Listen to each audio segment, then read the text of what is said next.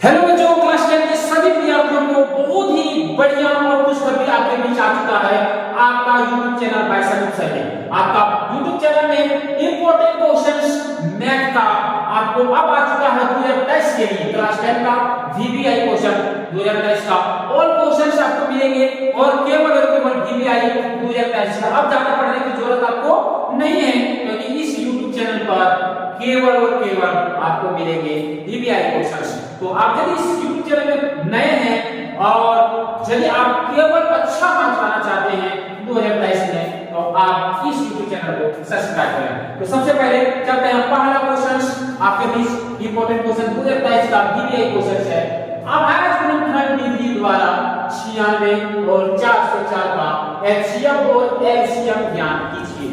बहुत easy question, बहुत आसान क्वेश्चन, केवल और केवल सॉल्यूशन सीखना है और जान लगा देना है अच्छे मार्क्स के लिए। और आपको केवल और केवल VBI क्वेश्चन सब पढ़ना है, ज्यादा दिमाग लगाने की जरूरत नहीं है। ज्यादा दिमाग लगाओगे तो ज्यादा पूछोगे, इसलिए आप केवल और केवल VBI क्वेश्चन पढ़ेंगे। तो पहला क्वेश्चन है अभाज्य गुणनखंड विधि द्वारा 96 और 404 का HCF और LCM ज्ञात करें। तो सॉल्यूशन करते हैं बारीकी ढंग से, प्रक्रिया के साथ एक एक स्टेप बाय स्टेप हम लोग चलेंगे। सॉल्यूशन सॉल्व, और मेरे पास दिया है 96 और 404 का अभाज्य गुणनखंड विधि से बनाना है, सुपरी विधि को नहीं लगाना है। तो यहां ध्यान देंगे 96 का सबसे पहले हम लोग फैक्टर करेंगे प्राइम फैक्टराइजेशन। और जब भी प्राइम फैक्टराइजेशन करेंगे दोस्तों, तो याद रखना जब किसी संख्या के इकाई अंक में 0 2 4 6 8 हो तो उसे हमेशा 2 से लगाना है और केवल अभाज्य संख्या से लगाना है। तो लगाएंगे 2 से, तो 4 दूनी 8 8 दूनी 16, फिर 2 से देंगे 2 दूनी 4 4 दूनी 8, फिर 2 से देंगे तो 12 दूनी 24, फिर 2 से देंगे 6 दूनी 12, फिर 2 से देंगे तो 3 दूनी 6, यानी कि आपका 96 का फैक्टर आया जो कि 2 गुने 2 गुने 2 गुने 2 गुने 2 गुने 3। अब इसे आसान बनाना है तो इसका पावर हमको लिखना है 1 2 3 4 5। 2 कितने बार? 5 बार। तो 2 का पावर 5 गुने 3 कितनी बार? 1 बार। 3 का पावर 1। बहुत ही आसान होगी। उसके बाद हमें 404 का फैक्टर करेंगे। तो 404 का फैक्टर होगी, सबसे पहले इकाइयों को देखेंगे और इकाइयों में मेरे पास 4 है, तो हमने सबसे पहले 2 से देंगे। तो 2 दूनी 4 0 2 दूनी 4, फिर 2 से लगाएंगे 2 एकम 2 0 2 एकम 2। अब ये भी अभाज्य संख्याएं आ गया। अब आगे काटने की जरूरत नहीं है, कटेगा भी नहीं आगे। हमने लिखेंगे 404 का 2 गुने 101, और यहाँ हम देखेंगे पावर में। तो पावर में क्या आएंगे?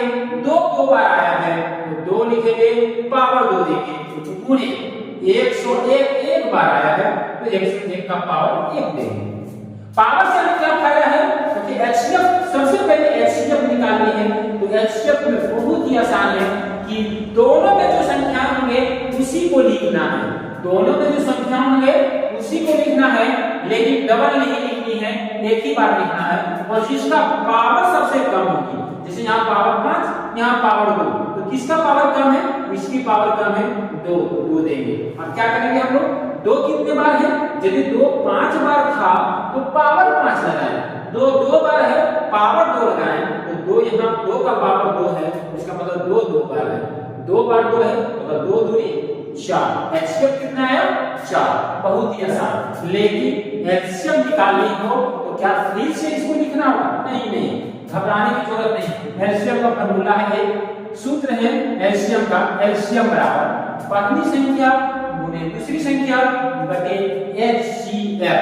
तो पहली संख्या कितनी है? 96, तो 96 गुने दूसरी संख्या कितना है? 404, तो 404 बटे हमने देंगे 4 HCF कितनी है? 4। अब इसे काटेंगे, इससे काट देंगे तो 4 से काटेंगे 4 दूनी 8, 1 बच जाएगा और 8 दूनी 4 चौक 16, 4 दूनी 8, 1 बचेगा 16, 4 चौक 16, यानी 24 चौक 96। नीचे कुछ नहीं बचा, ऊपर में 24 गुणे 404 और इसे गुना करेंगे तो आएगा 24 चौक 96 का 6 बाकी अपने 9, 9 का 9 और 24 चौक 96 का 96, यानी एलसीएम बराबर आपके बीच आ गया 96 और एचसीएफ बराबर आपके बीच आ गया 4। और इस वीवीआई क्वेश्चन का आंसर चुटकियों में निकलेगा। दूसरा वीवीआई क्वेश्चन आज का ये रहा दोस्तों, बच्चों ध्यान देगा। दूसरा वीवीआई क्वेश्चन एचसीएफ 306 और 657 का 9 दिया गया है, यानी एचसीएफ निकाल के दे दिया है दो संख्याओं का 306 और 657 का 9 दिया है। एलसीएम 306 और 657 का ज्ञात करें। एलसीएम दिया है, एलसीएम ज्ञात करना है। तो सबसे पहले सॉल्यूशन सॉल्व, हमने बोला था प्रक्रिया के अनुसार से चलना है और प्रक्रिया के अनुसार से बनाना है। तो दिया है यानी कि पहली संख्या, क्या दिया है? पहली संख्या। तो सबसे पहले पहली संख्या लिखेंगे। पहली संख्या कितने हैं? 306। दूसरी संख्या कितनी है? तो दूसरी संख्या आपके बीच में है, दूसरी संख्या जो है 657। पहली संख्या 306, दूसरी संख्या 657 और दिया है HCF बराबर 9। जो दिया था हमें लिख लिए, ज्ञात करना हमें LCM। और अभी जस्ट पावर पर क्वेश्चन में फॉर्मूला लगाए थे LCM बराबर, तो लिखेंगे LCM इक्वल टू पहली संख्या गुणे दूसरी संख्या बटे HCF। ये फॉर्मूला है आरोहण संख्या, यानी कि एलसीएम निकालने का फॉर्मूला एलसीएम इक्वल टू पहली संख्या गुणे दूसरी संख्या बटे HCF।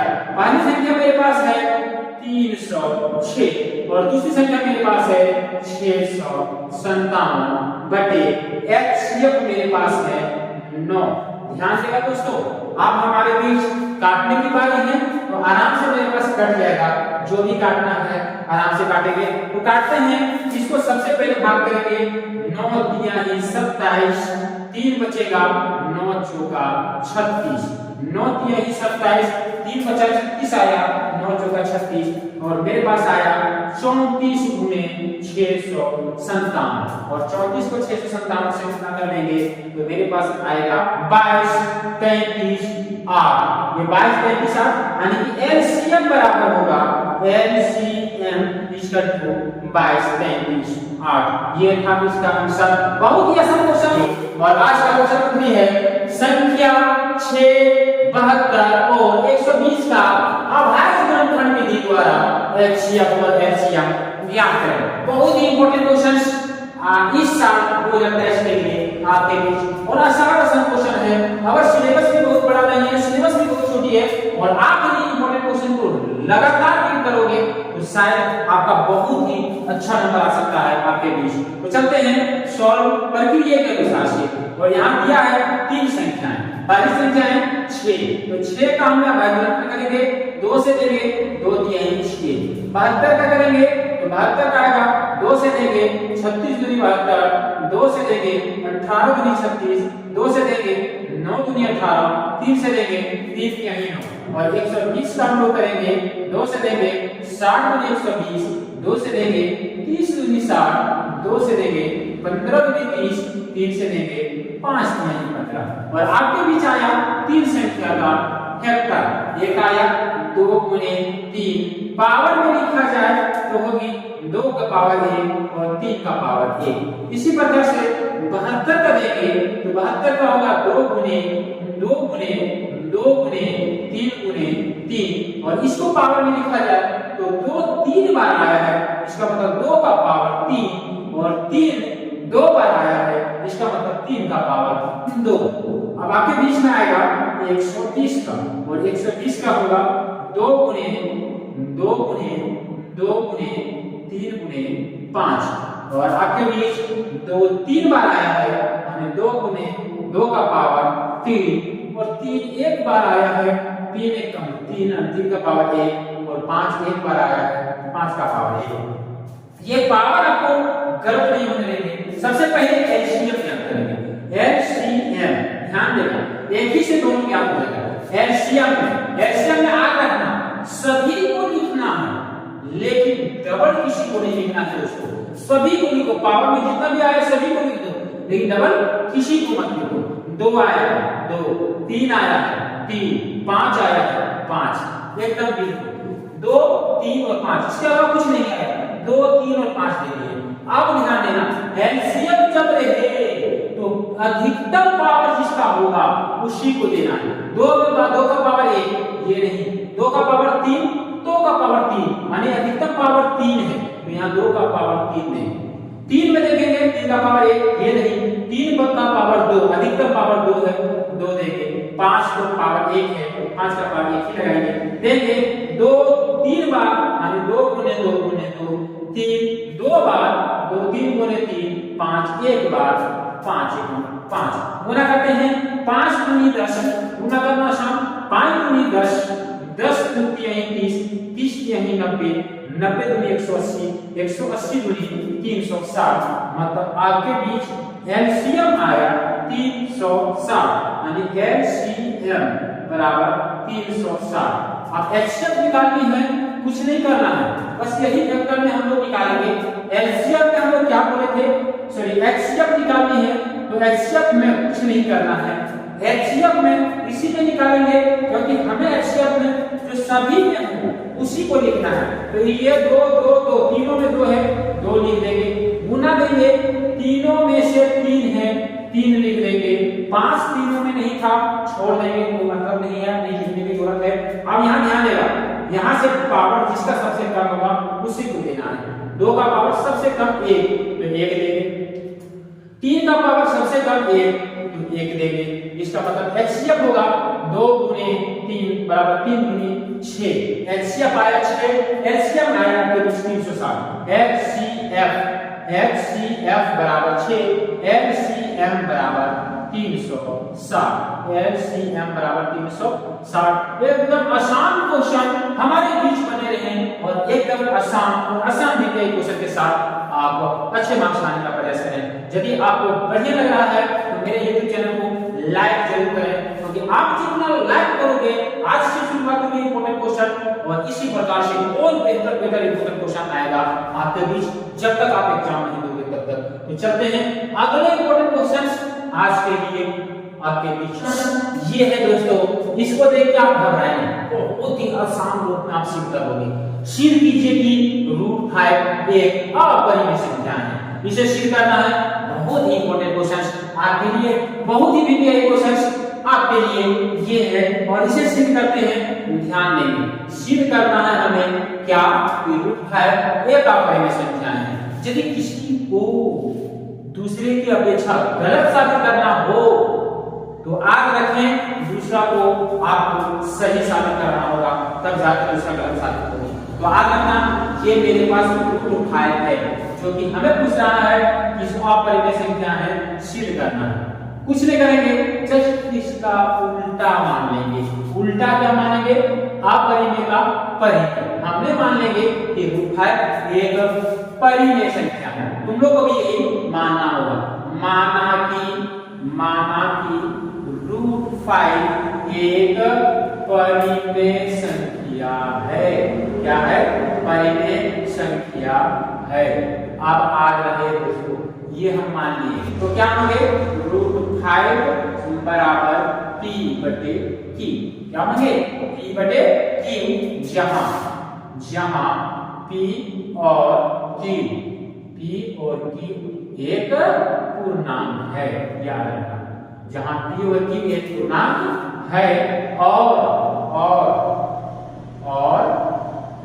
q not equal to 0, याद रखना, q 0 के बराबर नहीं है। p बटे q एक पूर्णांक है और q 0 नहीं है, याद रखना। यदि ये परिमेय संख्या होंगे, ये कंडीशन याद रखना, यदि परिमेय होंगे तो p और q का जो अभिनिश होंगे, p और q का उभयनिश वो एक होंगे, उभयनिश क्या होंगे, एक, याद रखना।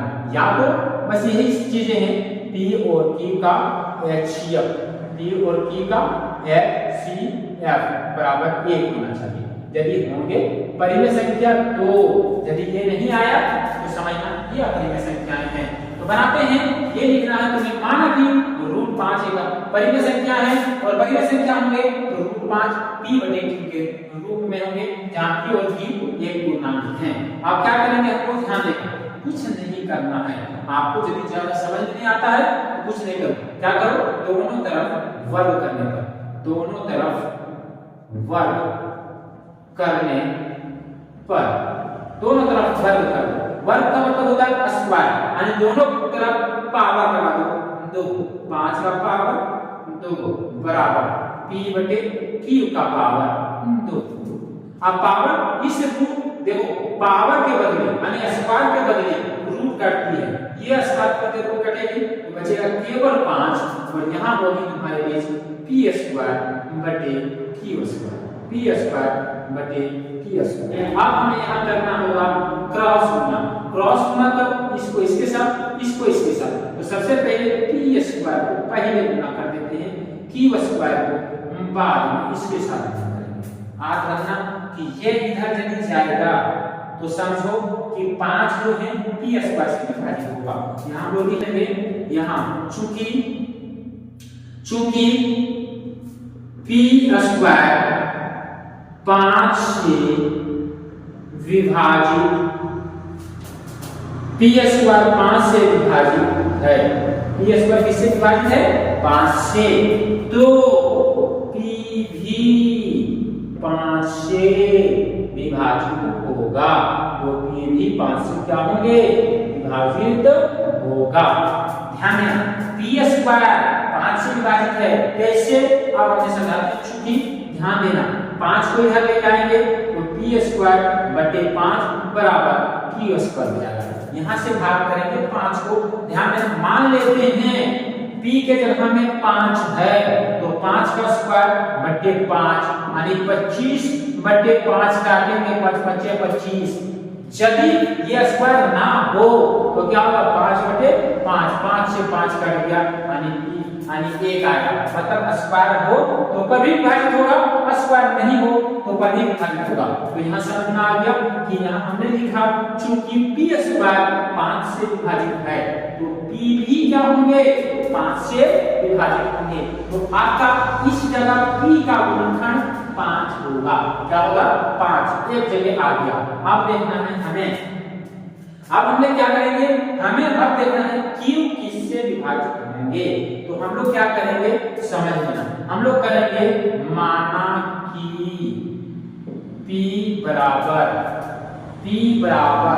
5c, p बराबर 5c, p के जगह में हम लोग मान लिए c 5c, 5 क्यों, क्योंकि ये 5 से विभाजित है, यदि 5 से विभाजित है 5c, 2 से विभाजित होगा 2c, 8 से विभाजित होगा 8c, जिससे विभाजित हो वही मान लेंगे। तो आप ध्यान देना, p के जगह में हम बैठाएंगे क्या, 5c को, तो यहाँ हम लोग लिखते हैं, इसको समीकरण नंबर 1 मान लो, यहाँ बैठाएंगे p का मान p बराबर 5c, समीकरण 1 में रखने पर p का मान समीकरण 1 में रखने पर, समीकरण 1 क्या है दोस्तों, p² बराबर 5q², p का मान क्या रखेंगे, 5c का होल स्क्वायर बराबर 5q² यह होगा 5 5 25 c² बराबर 5q²। अब ये 25 को उधर 5 को इधर कर देंगे तो 25 c² बटे 5 बराबर q², काट दो, 5 5 25, 5 c² बराबर q², 5 को उधर कर देंगे, यानी कि मेरे बीच 5 को उधर कर देंगे तो यहाँ समझ लेना c² बराबर q² बटे 5।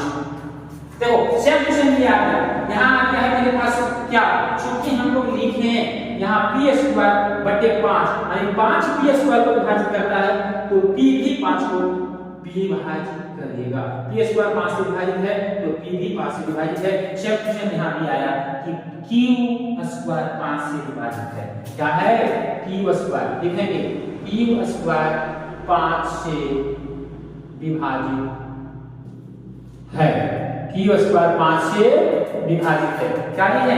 क्यू स्क्वायर 5 से विभाजित है, तो क्यू भी 5 से विभाजित होगा। तो क्यू भी 5 से विभाजित होगा।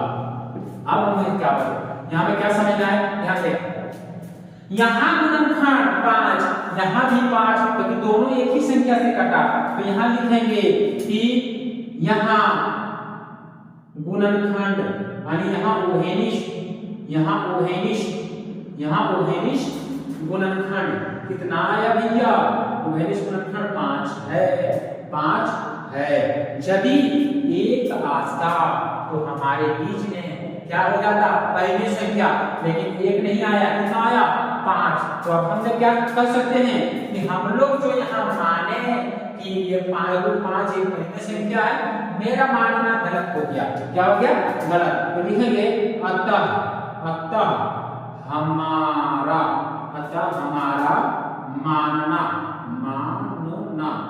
हमारा मानना विरोधाभास है। विरोधाभास मतलब उल्टा है। क्या है? उल्टा है। अतः हमारा मानना क्या है? विरोधाभास है। इसलिए √5 एक अपरिमेय संख्या है। इसलिए √5 एक अपरिमेय संख्या है। प्रूव हो गया। और ये आपके लिए बहुत ही क्वेश्चन, बहुत ही इंपॉर्टेंट क्वेश्चन आपके पीछे है, और इसे आप बार-बार बनाएं जब तक आपको समझ में ना आ जाए। दोस्तों बहुत ही इंपॉर्टेंट, मेहनत जब तक मेहनत नहीं करोगे दुनिया का कोई भी चीज हासिल नहीं कर पाओगे। मेहनत आपके लिए ही बना है, आप मेहनत कर सकते हैं। और इसी प्रकार से प्रत्येक दिन VBI इंपॉर्टेंट क्वेश्चन लेने के लिए, सीखने के लिए, समझने के लिए, इस 2022 के लिए आप मेरे YouTube चैनल को सब्सक्राइब, लाइक, और यदि आपको ये इंपॉर्टेंट क्वेश्चन समझ में आया तो नीचे कमेंट जरूर करें। Thank you.